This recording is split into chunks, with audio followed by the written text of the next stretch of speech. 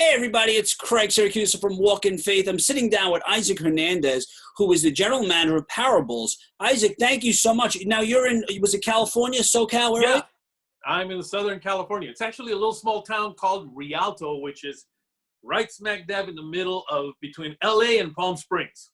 Wow. I'm in a town called Homedale, New Jersey.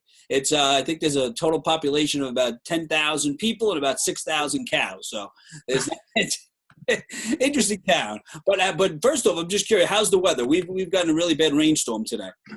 Well, interestingly enough, it's been kind of rainy and what we call chilly or cold here in California, which for folks living back east, it's probably like their summer. I don't get a lot of sympathy when I tell people from back east, oh yeah, man, it's been cold here. And they're, well, how cold is it? 65. And that's the end of that one. It's been kind of chilly, but I think tomorrow the sun comes back and it's supposed to be in the 80s for like the next 10, 15 days or so. Wow. And we mentioned off camera, but when I first saw you, doing these interviews and stuff, and I saw your background, I was looking on Zoom. I said, I don't have that background. Is that a movie room? What is that? Did you upload that picture? It is actually my screening room. I mean, I turned my garage into basically a small home theater. Seats about 16. There's 3 levels. When I first built it, everybody was coming over to see movies. We were seeing movies here all the time. And then people stopped inviting us to their house and instead invited themselves to my house. And so, we were always doing this. But after a while, it just, I don't know, maybe it grew old or something, or, it got to a point where I want to go out. And, so we would go out to see movies instead of waiting until we could see them here. So we haven't used it as a movie theater for too long anymore. But it also now triples. It's a triple use. It also is my office. So right over here to this side is my desk, because I use this as an office now. And also a studio now. I'm doing my show Faith on Film right here. That's right. You do a lot. I mean, I see you online. By the way, I do love the movie room. When you get a chance, send me some discounted tickets.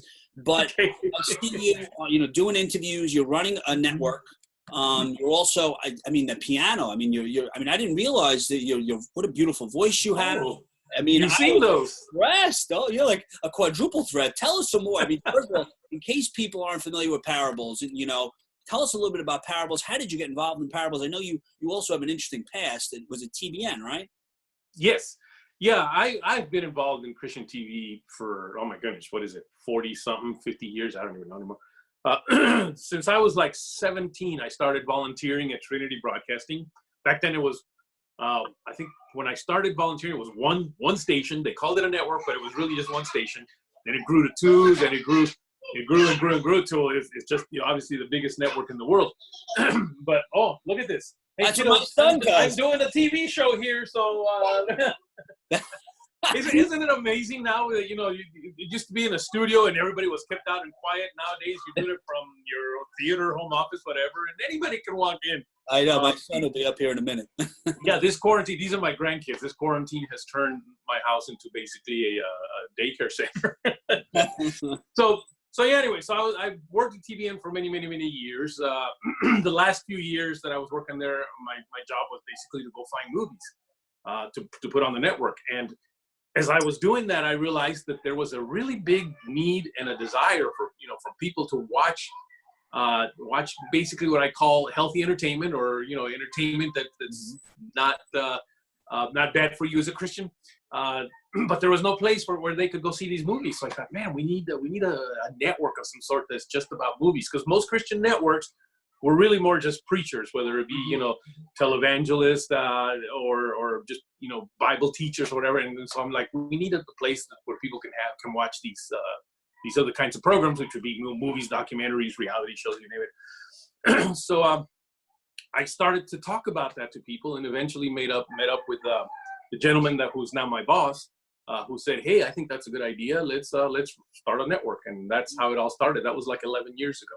Wow. So now, I'm familiar with Parables. So you stream films, you have really good documentaries, TV shows. Do you do any original content, or is it mostly acquisitions? We have done a very small amount because it does take a lot of money to do that. So it's been mostly acquisitions, but there is a vision to begin to maybe produce some more original content. We now have a foundation, also a Parables Foundation, where we're hoping to begin to take in donations specifically for the purpose of creating content. But right now, it's mostly just acquisitions. Yeah, I mean, we saw each other was at NRB a few weeks ago, and there's a lot of networks out there, and the one thing that I've noticed, I've obviously worked in Christian Catholic content for about 10 years now. And I've noticed a lot of the networks carry the same content. And when we were there was a man holding a sign, looking for content, but there's usually no transaction in terms of money. So what separates, say, Parables from a PureFlix or a TVN? Like I said, you have really great documentaries, but what separates your content, say, from, a TVN? Well, again, TBN is mostly the preacher type program. So you'll find every flavor of preacher on there, of televangelist. They do show, a few movies here and there. I think they're launching or have launched a new network that's just a movie network. What separates us is, first of all, that you can basically get Parables no matter where you're at. I mean, any place in this country, you'll be able to get it as long as you have internet. Wow. What separates us from PureFlix is simply that PureFlix is a subscription platform where you got to pay a fee to watch the content, whereas Parables has now become a free platform. You literally can just sign up and watch whatever content we have on there for free.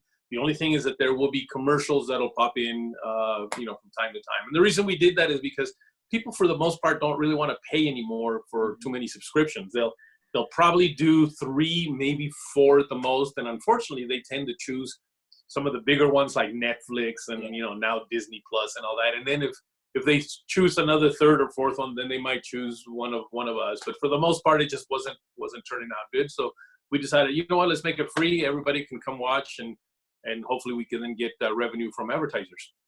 That's interesting. You're right. I mean, I have about 4 of them now, and Disney Plus, no offense, Disney, I'm a little disappointed in Disney Plus. And I've noticed Netflix every month I'm thinking about canceling, and then they release a new film or a new show. So it works. But Disney Plus, definitely disappointed. PureFlix, yeah, I'm a fan of PureFlix, but it could be a little pricey. I love the fact that you're offering, especially now, during this time, we need good content. If you turn the news on, I mean, it just sucks you in. 8 hours goes by, and I've caught myself where the whole day has just snapped by because they keep promoting the president, the governor, and my day has just been taken over. So to know that Parables is offering free content, especially faith-based content during this time, why should somebody watch faith-based content? Regardless, let's say they have no religion, no faith, or they want to build a relationship with God. What does faith-based content do, or what does Christian content do for someone that's seeking Christ, or maybe they're not seeking Christ? Well, and I've been talking about this now for probably a good year or so, having to do with your soul and the health of your soul. Now, about 10, 12, 13 years ago or so, I was diagnosed with diabetes. Mm-hmm. Didn't really take it that seriously. The whole thing was, hey, I'll just take extra pills today because I had me a really good donut. So obviously it was not as important in my life. But then at some point it got really bad, and I was told that I was going to have to go on insulin. Now, I don't like giving myself shots. The whole needle thing just petrifies me. So I thought, I can't do that. There's got to be something else I can do. And my daughter-in-law said, well, why don't you check out this documentary called Forks Over Knives, which is basically the plant lifestyle, just eating vegetarianism kind of a thing. So I did that for a while, and it worked. Wow. After like 3 months, my numbers had all just come down. My weight, I lost like 40 pounds. I was feeling energized. I was feeling happy. I was feeling joyful. I mean, it was just such a good feeling. And then all of a sudden, God speaks to me, and he says, well, what about the health of your soul? Oh, well, what does that mean? And so he just, and if you believe that God can literally talk to you through brainwaves, however you want to do it, that's how he spoke. I heard him, not audibly, but I heard him in my spirit. It was like, you need to also worry about the health of your soul. Do you realize that if you eat unhealthy soul food, you're going to have an unhealthy soul? And so I began to kind of research what that was all about. And it's basically that we, even as Christians, we have been feeding our souls, because you feed your body through your mouth, and depending on what you feed it, this determines whether you're a healthy person or an unhealthy person. Well, your soul is being fed by what you watch or what you hear. And we've been feeding our souls of just an incredible dose of unhealthy food. And what I mean by that is a lot of the entertainment that's out there has progressively gotten worse and worse. Not in the quality. The quality is amazing, but what it's projecting, what it's telling you, what it's making you feel comfortable with is very unhealthy, especially for us as believers and us who who want to live by biblical principles, but yet we're seeing all this other stuff. And maybe at first we're like, oh, I can't believe they're okay with that, and I'm not. But after a while, guess what? You are, because you've been feeding yourself, and your soul begins to become weak. And your soul is what controls your, basically your soul controls your thought process and your emotions. So now you're not thinking straight because your soul is weak, and you're certainly just not having the right emotions about things. And so, to me, that's why parables and other faith-based entertainment content, which is very much needed, is very important, because I feel like that's the healthy food for your soul. I like to call parables the health food store for your soul. I could see also the logo looks like a tree. It's in line with your documentary, and your point is accurate. There was a show, I'll mention it. I remember Riverdale, and I was discussing it with my wife, and I watched a couple episodes, and I couldn't believe what I was seeing. And then I asked a couple of friends, and I said, are you familiar with the show? And a friend of mine said, oh, my daughter watches. She was about 9 or 10. And she was being exposed to this sort of content. And then I thought about it. I had a conversation. I said, we go to church. You go to Mass on Sunday. You get an hour, 2 hours. And then the whole week they're being all this garbage, and they're hearing the music and the songs. And so you're competing with 24 hours a day content that's completely, contradicts what we believe. And then you go to church on Sunday and they hear the word, and then they go back into society. And it's like, how are you supposed to compete with that? So what happens, especially like when you become a believer and you build a relationship with Christ, at nighttime, I used to watch movies all the time. And now I find myself not as interested in the films that I used to love or the music, and I'm turning TBN on. I'm watching TD Jakes. I'm reading all the time, because I see what happens when I listen to that music, or if I watch a movie or a comedy. I'm not as interested in it anymore, because it's like you said, you have to feed your soul. You can't, everything has to be in line. Otherwise, once something's off a little bit, you just don't feel comfortable. And I love the fact that you're doing that with parables. I mean, what do you like during this time? I know it's difficult. You have a family, you have grandkids. What are you watching? What are you reading? How are you sort of, you're the foundation of the family. What are you using, or what are you doing during this time to keep yourself sort of in spirit? Well, interestingly enough, and I don't want to diminish the people that, for instance, have died from this virus or any of that, but this time of being quarantined has actually been very productive for me. It wasn't as strange to be quarantined, because I've already worked from home for over 11 years, so I don't have to leave the house to go to work. I've always been here. The only thing that has been frustrating is that on weekends, I used to like to go out and for dinner, or see a movie, even though I can watch one here. Oh, you could the whole neighborhood. I kind of needed to get out, because this was where I'm at was like my work, and I wanted to get away for a little bit, because undoubtedly if I was here, I'd end up back in the office checking emails or something. My wife would say, where are you going? I'm just going to go check some emails, but overall, it hasn't been that different. But interestingly enough, it's really made a difference in the amount of work that I've been able to get done. My kids, because right now my grandkids are having to be homeschooled in essence. So suddenly God is back in their school, because my daughter, has them pray first in the morning. She teaches them a Bible verse. They say the Pledge of Allegiance.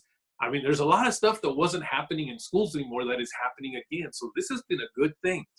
Personally, one of the biggest things that I think has impacted me is about a year ago, God just put this idea in my head having to do with Throwback Thursday. And I'm bringing it up because you mentioned it, about me playing the piano and all that. Yeah.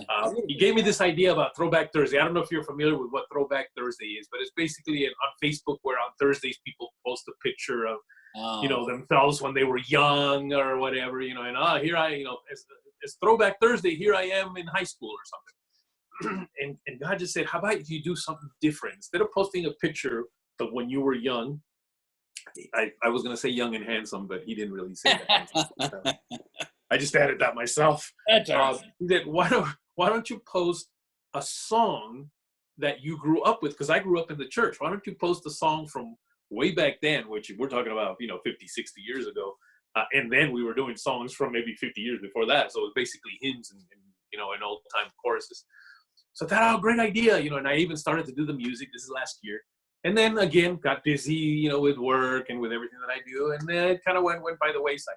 Well, when we got quarantined, it was like God brought it back to my remembrance. And he said, now will you do it? So I started to do that. And I've been posting every Thursday a song from the past, whether it be a hymn, just a portion of it. I don't even do the whole thing. I'm not that good a singer that people will sit there and hear a whole song. I figure I'll just give them a little tidbit and maybe they can, that'll bring it to their memory. And so I've been able to do that quite a bit. We now, instead of just going to one church service, we listen to about 2 or 3 or 4 services, So I think it's made a very interesting impact in our lives altogether. Are we ready to get out? Yeah, we are, but I don't look at this as such a horrible thing that happened. Again, not diminishing the fact that some people have lost their loved ones to it. No, I definitely understand what you're saying, and I think this time has really planted a lot of seeds and really shown a lot of people what's truly important, giving people a perspective.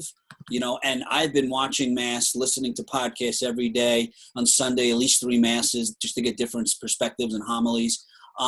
But I think this is a very interesting time for a lot of people, and it's helping build a foundation, a strong foundation, in people's lives, in their homes, in their spirit. So now let me ask you, I've noticed, like you said, a lot of people on Facebook are posting about their spiritual beliefs, and I don't remember seeing that as much in the past. I don't remember receiving so many text messages about let's do group prayer or, I'm watching Mass. Like I feel like I love it. But my fear now is when life gets back to the new normal, we're spiritual, we have a relationship with Christ, so I'm not concerned about us. But what happens to somebody that's sort of, built a relationship during this pandemic, and now when life gets back to the new normal, they say, okay, God, I don't need you today. I'll put you back in the closet or in the box. How do we ensure that they built a relationship and a foundation that lives beyond this pandemic? Well, we can't do it for everybody. I can't make sure that everybody else, gets this new normal that's closer to God. I can only worry about me and my family. So I think what needs to happen is that all of us individually, somebody needs to take that lead to say, you know what, we're not going to go back to the way things used to be. And they're going to need to be the ones that lead the rest of their family to follow that new norm, if you will, of being more connected to God and just, not going back to the way things used to be, perhaps. And I think one good way, of course, is to feed your soul, because that, I think, is what's made a big change. It's not that we don't believe, we still believe, but it's that our souls have become so weak that we don't tend to process things properly. That's why even in the church now, there's too many things that are acceptable now. It's only because we're not thinking straight. So I think if we start feeding our souls good health food, maybe we won't go back to that old way. I agree. I mean, even if we used to do movie night when I was a kid. So now instead of going to Blockbuster, which doesn't exist, they turn on Parables. They can watch a documentary, a film, and not be concerned or afraid that the content is not in line with the teaching. Sometimes you turn a PG movie on, PG-13, and you're wondering how this is not rated R, and the things that they're allowing in films and TV shows that you don't want your child at 4, 5, 6, 7, 9 years old to be, introduced to. It's age appropriate. So now we're both in the film business, media business. Now, do you see things changing? I mean, we're using Zoom. I can do it like 5 interviews in a day. In the past, I would do 1, have to drive, I would spend all day. I'm doing so much more work now that I'm in my home office studio, sort of like your studio. So what do you see? I mean, what changes do you see? I mean, obviously New York was impacted dramatically. I'm thinking now, let's just run through a few. Red carpet events, right? There's no way you could do 6 feet distance, right? You got to be up on the interviews. Junkets, movies, TV shows. Friends of mine are doing voiceovers now. They're sending the equipment to the house. Netflix and Disney, they're recording the TV shows or documentaries in a sense with iPhones. What do you see? Do you see things changing? Do you see it going back to normal? In church, Is sitting close in church. What do you see? What's the future through Isaac's eyes? I feel like the playing field has been leveled. You know, it used to be that you couldn't really do TV unless you had all this money, because you had to, you know, get this high-end gear, you know, cameras that were $50,000, $60,000, and you had to have the switchers and all this stuff. I mean, it was just there was a huge separation between who could and who couldn't do TV. Mm-hmm. This whole thing has leveled that right there, because everybody's doing the same kind of TV right now, and that's basically what we're doing right now. Mm-hmm. So now, you know, there's people that are saying, wait a minute, I can do this too, and everybody's putting out TV shows because this is what's acceptable right now. Will it go back to now, you know, this not being acceptable for a viewing audience? I doubt it. I think actually people are really loving this kind of thing where it feels more like real. If, you know, here you are in your office, you know, and here I am in my office, and people are being allowed to come into our space rather than a phony set. So I think it's going to really open up to a lot more content, a lot more people, you know, putting up this kind of content, which before we would have considered amateurish. Yeah. But now we consider it very interesting. Yes, that's a good point. Yeah, so there's definitely a good change with that. There's definitely, I think, a good opportunity for a lot of people that have stories to tell, and they don't have to be stopped anymore by cost. That's good. So I agree. I mean, I see the first couple of days I was like, oh my God, you know, all my interviews were being canceled, all the red carpet events. And then I don't even know how it clicked. I think I saw friends doing it on Zoom, and then I started doing it on Zoom, and I enjoyed it. And like you said, like your grandkid just ran by. There's no makeup. There's no set. This is a curtain my wife got at the Costco or something. There's a $30 light and a computer, and I'm doing interviews all day, and there's no editing. You say what I say. There's no cutting. There's no, you know, my publicist over here waving. There's no makeup. It's real, and I agree. I think I don't know. There's just something different. The only thing I don't love about it is I'm not close enough to where I can, you know, we have the pour, and I don't have that connection because it's flat. You know, I can't really get the emotion. Yeah. But I mean, besides that, I mean, it's really, I see this becoming the new normal. I really do. And I see an increase in vocations. I see an increase in faith-based Christian Catholic content, masses. I really see an increase in this. I think people, you know, and, you know, one other thing, not to go on a tangent, but I was walking on Sunday and I saw a father, I saw the whole family riding bikes, and it was at 11 o'clock, which would be football or sports and activities. And I saw the family unit together. I really think that this is going to have a great impact on in a lot of ways. Really do. Yeah. And you know what? I've actually been doing this for over a year now, because over a year ago, I started a show called Faith on Film. Now, same thing. I didn't have the money to, you know, go and build a set somewhere and get all these cameras and all this stuff and then fly guests in. So what I've been doing for over a year on this show is just me interviewing somebody through you know, Skype, and they can do it from their own home office, whatever. I did one where this person was in her car because she had gone over she was going for an audition, and she didn't want to be late for the audition, so she did it from the parking lot there, and she did it from her car. And you know, I mean, I do edit it because I do the segments, and then I put it together, put graphics, and do all this stuff. But still, it's you know, I've been doing this kind of thing for over a year, and I think it's working out really good. I totally agree. So last thing. So if people want to, you know, log on to Parables, get involved in Parables, you know, reach out to you. I mean, watch your show. I mean, you have so much going on, and I think this is the right time and the right opportunity for people to tune into Parables, to get the content, like you said, feed the soul. Turn the news off. There's no reason to hear contradiction over and over on the news. Just watch faith-based Christian content. How do they get involved in Parables? How do they tune into Parables? What platforms are you on? So I'll say everywhere. I'll give you every way that you can either watch Parables or watch my show or write me or whatever. Okay, so first for Parables, it's very simple. Just go to parables.tv. So it's like the Parables of Jesus, parables.tv. When you go there, all you got to do is register, and then you can start watching the content right away. And again, it's free. There is a subscription. If you don't want to watch commercials, then you do have to subscribe. But other than that, it's free for you. So remember, parables.tv. Now, my own show, Faith on Film, it's available on several different networks. But the easiest thing is just to go to YouTube. Go to YouTube, and I've got a channel called Faith on Film TV. So if you go to Faith on Film TV on YouTube, you can watch. I've got about 48 shows there now, and I add a new show every week. And then personally, I mean, you can write me to faithonfilmtv@gmail.com, faithonfilmtv@gmail.com, and you can. That's how you can reach me personally. There's also, of course, my parables email, which is parables or Isaac@parables.tv. Isaac@parables.tv. Yeah. Thank you, Isaac. Like I said, guys, I think you should. I can give you all my cell phone too if you want. Let me see. Whatever you want. You get credit card number, whatever you want to give. I know now they're stealing SIM card numbers. I'm watching on Vice. Oh God, I got to turn off the TV. But Isaac, I advise everyone, put on Parables. I have it on Roku. I know you have, like I said, great documentaries. That's something that I know even Net TV, we didn't have a lot of documentaries, and it's hard to find some really good. And Netflix, if you could find something faith-based on there besides the Gospel of Mark, Luke, and John, let me know, because it's very difficult to find faith-based content on Netflix. Yeah. But Isaac, it's a pleasure. Hopefully I get to see you soon. I'd love to be invited to your movie theater. It looks amazing. Thank you so much. God bless you, Isaac. God bless you too. Bye-bye. Guys, I hope you enjoyed today's episode. Always remember, you have the ability to inspire and evangelize through your words and action.